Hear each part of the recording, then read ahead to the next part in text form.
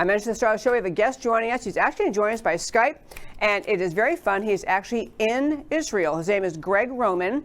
He's the director, as you can see, director of Middle East Forum, and he is joining us to talk about Israel, and he's joining us from Israel. And I'm just very excited because this is one of the top stories ongoing, both the thing I mentioned at the start of my first five, the taking down this one Facebook page, but the larger attack by social media on any voices trying to lay out and spread out the truth about what's occurring in Israel. So without further ado, I'd like to welcome Gregg Roman. Thank you for having me. I'm happy to see you. Happy we could connect. Yes, and actually, it's 11 o'clock at night there, isn't it? Yeah, I have your program now and Armstrong Williams in 3 hours. So I'm fully for today. But I'm glad to have the opportunity to discuss this multiple times. It's a very important subject. It most certainly is. So I'm not the one keeping you up really late. That's somebody else's fault. Okay, great. That's Armstrong in D.C. Okay, that's wonderful, wonderful. Okay, well, we'll start with, because I've mentioned to our listeners in the past that the Middle East Forum, but can you just tell us what the Middle East Forum is, just for our listeners? Sure. So we've been an organization that focuses on philanthropic, operational, and intellectual pursuits surrounding American policy in the Middle East, and we've been like that since 1994. Now, the general idea here is that we combine those three things to take American policy the way it's existing today and try to chart strategies to get us where we want it to go tomorrow. So whether it's the Iraq War, America's positions towards the Arab Spring, depending how you categorize it, what do we do about Iran, and most importantly and most recently right now, the Israeli-Arab conflict, how do we find solutions to make sure that America is safe, but also so that America's allies are protected under that security umbrella they expect of an alliance with the United States. I love it. I meant to say a little more in introducing you. So I mentioned Gregg Roman, director of the Middle East Forum. He's previously served as director of the Community Relations Council of the Jewish Federation of Greater Pittsburgh. 2014, named one of the 10 most inspiring global Jewish leaders by the Jewish Telegraphic Agency. Served as political advisor to the Deputy Foreign Minister of Israel and worked for the Israeli Ministry of Defense. Frequent speaker at venues around the world and appears on television, The Hill, The Forward, the Albany Times-Union. That's almost my hometown paper. Pretty close. And also attended American University in Washington, D.C. And Interdisciplinary Center of Herzliya, Israel, where he studied national security studies. So I love it. You have a great resume. You're well prepared to defend Israel. I want to ask you just to start with, because you're already over there right now. First of all, how long have you been there at this time? So I got here right when the ceasefire was coming in place. Tried to get here earlier, but the airport was closed. I had to go by way of the United Arab Emirates, actually. And thanks to a peace accord that was put in place back in September, there's direct flights from Dubai to Tel Aviv now. So that was an option.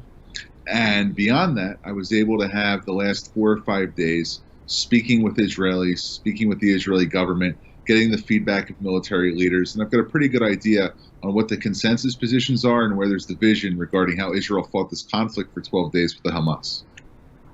Great. So I am ready to dive in and ask you all about those. So to start with, there is a ceasefire right now in place. Is that holding right now? It's holding right now, but there's an eerie quiet between both sides. You see that a poll was taken about an hour after the ceasefire was announced for the Friday news, which is kind of like the Sunday morning broadcast, but the evening version. If we were to look at how they do it in the States versus how they do it in Israel. And 73% of the Israeli public expressed a sense of dissatisfaction with the fact that the government was announcing a ceasefire, not going further to hold Hamas accountable. And there's a variety of reasons for why the government may have entered that position. U.S. pressure, international pressure, pressure from the Egyptians, which actually would be a legitimate reason to enact the ceasefire. But right now the public is observing this eerie calm. But I think that the sense that there could be an explosive upping of the conflict again could happen any day. So we're really sort of in a no-go zone, if you will, of what's going to happen next. And that's largely going to be dictated, I think, by the Hamas rather than Israel. Yeah, years ago on this show, I had I think I mentioned before I started, my husband has a business partner who's an Israeli citizen. So my husband's traveled to Israel many times. I've been there twice, and he's, got just a lot of different contacts. So one person we had in the show years ago was a woman who was actually a television reporter in Israel. And it was during one of the Intifada thing where they had random bombs going off. And she was talking about, her kids saying to her, can't we go to the beach this summer?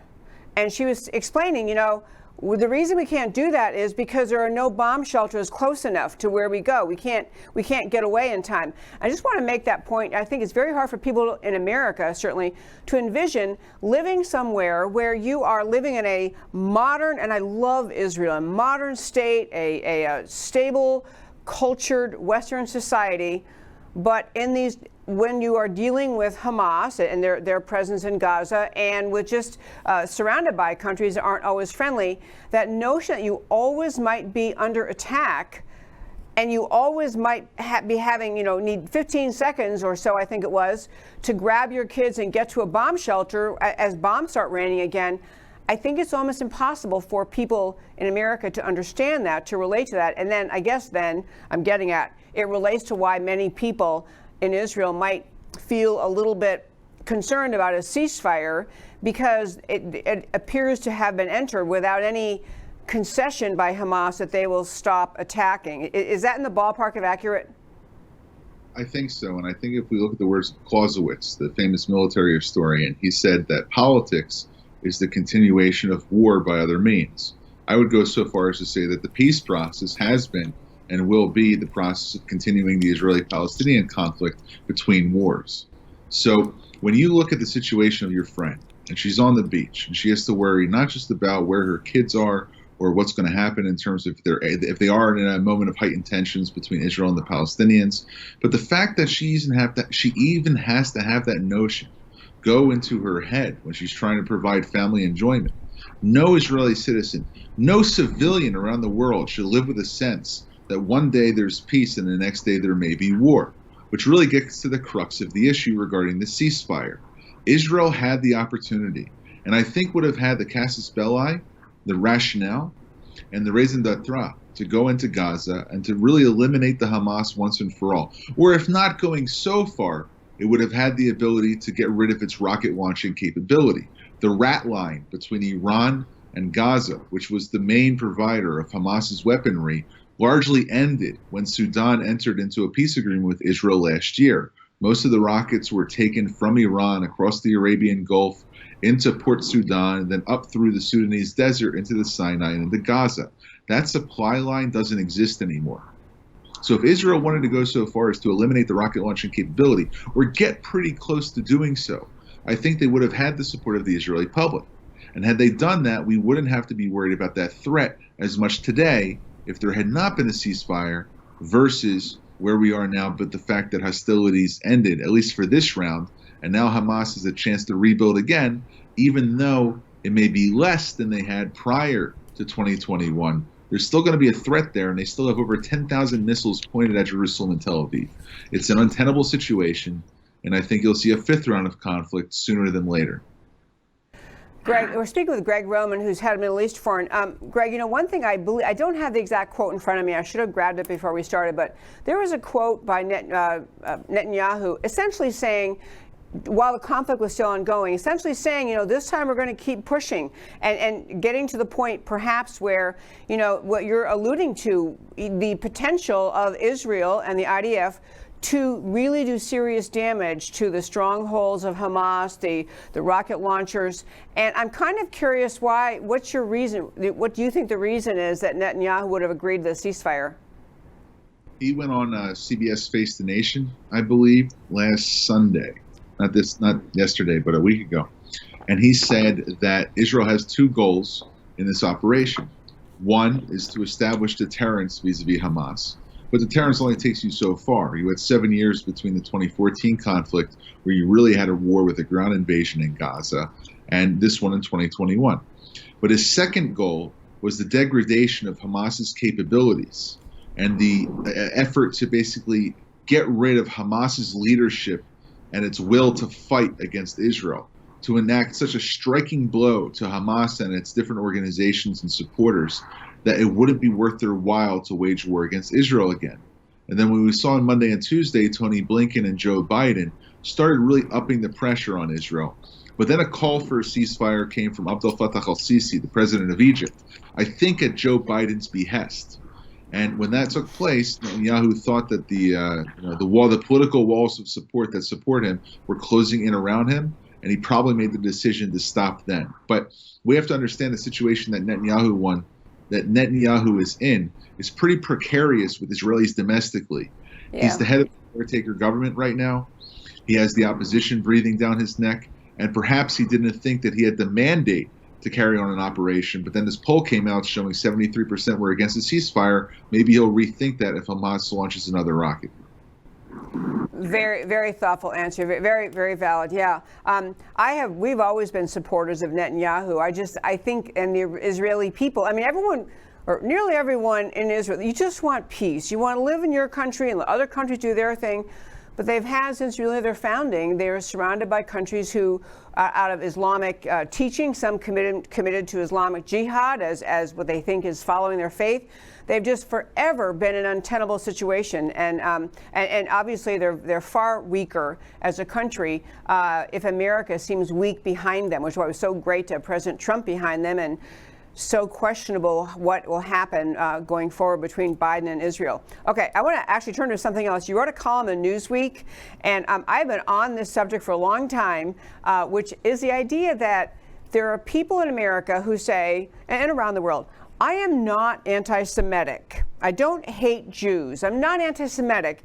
I'm just against Zionism.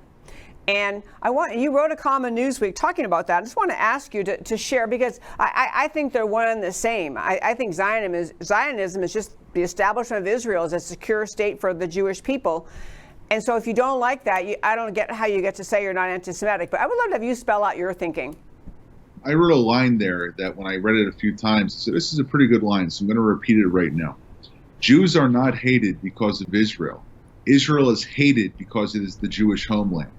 Anti-Semitism is the world's oldest hatred, going back to 3,000 years ago when we got to the times of David, going back to 2,000 years ago with the Romans, and every single other pogrom and anti-Semitic episode, from the Holocaust to the riots and the anti-Semitic attacks that are going on in the streets of New York, Chicago, Los Angeles, and Philadelphia today.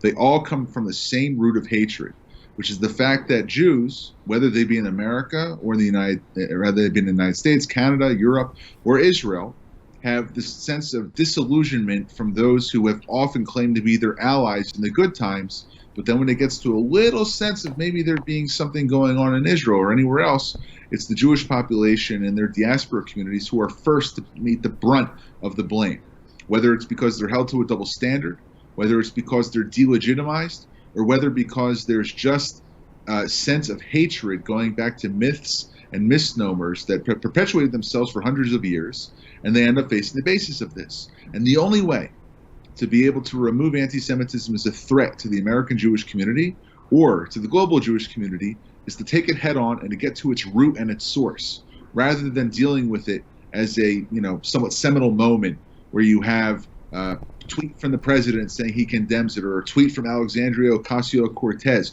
who only last week was on the floors of Congress with the Jihad Squad and the Hamas caucus calling for Israel's destruction, and now is giving out these nice little 140-character statements of standing for support the Jewish community. Well, guess what? When you have doublespeak like that, you end up being the source of the very hatred you're trying to condemn. So I think that, like I say in the column, you have to be able to recognize that anti-Zionism is anti-Semitism, and then moving beyond that, you can have legitimate debate on Israel's policies, but recognize that there's two sides to the story. And then don't have some kind of disillusionment when the people that you claim to ally with say they're only doing it because they're against Israel's policies. They're not against the Jewish people. And then they call for the destruction of Israel, which is effectively calling for another genocide of the Jewish people. So if you really want to get into that, I recommend that people read that column at Newsweek today.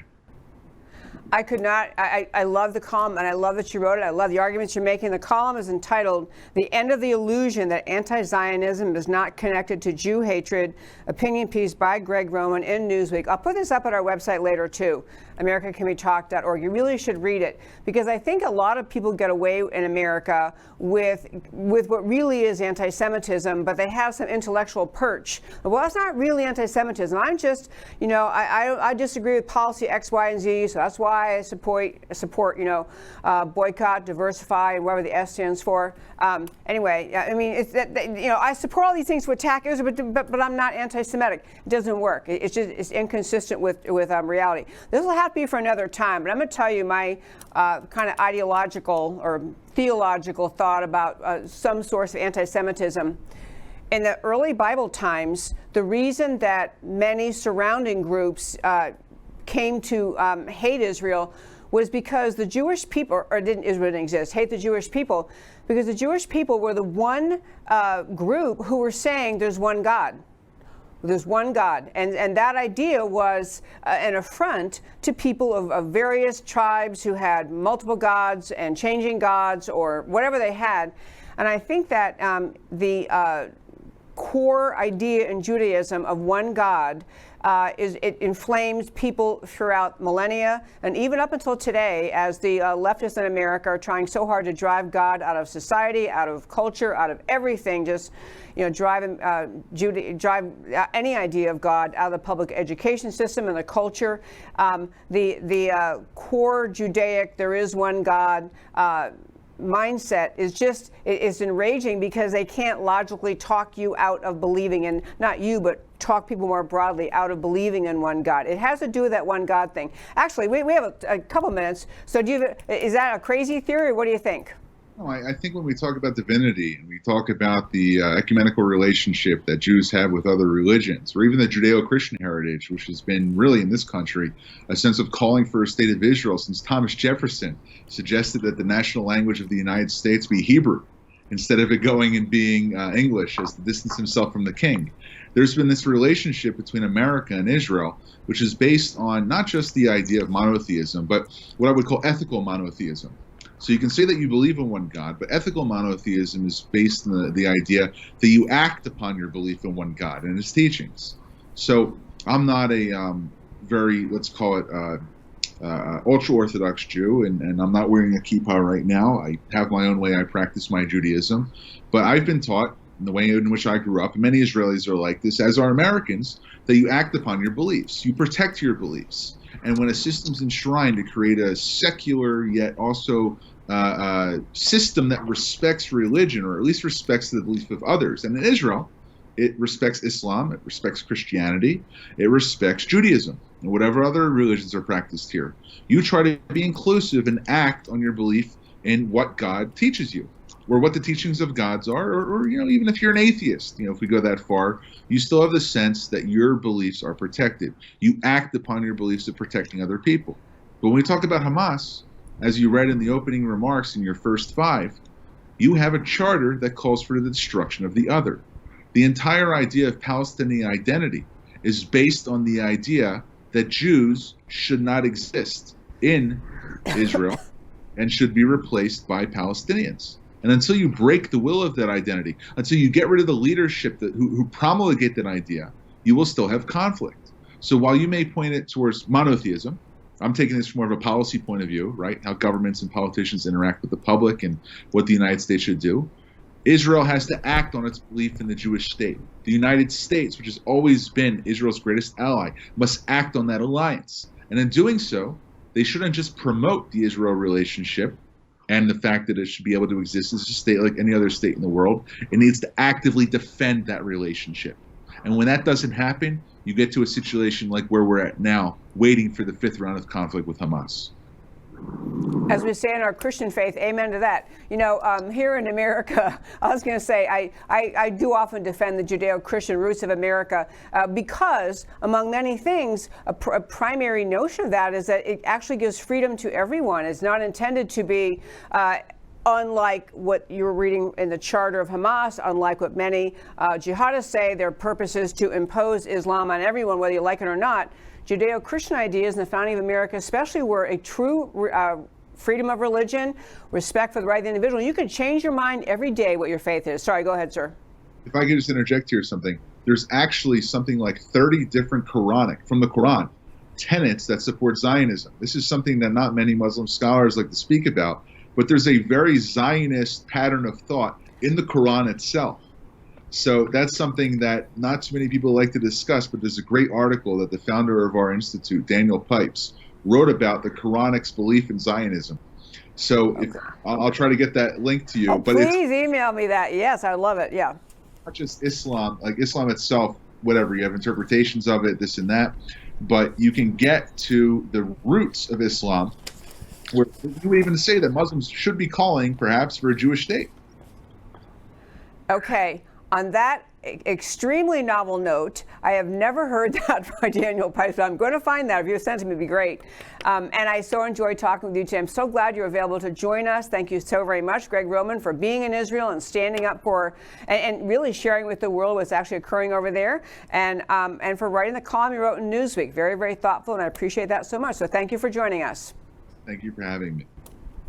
Okay, my friend. Well, that was pretty educational. Okay, you know what? I am gonna find that column, because I do think that, you know, I have a good friend who is Christian, but he's read the Quran many times. He's studied it.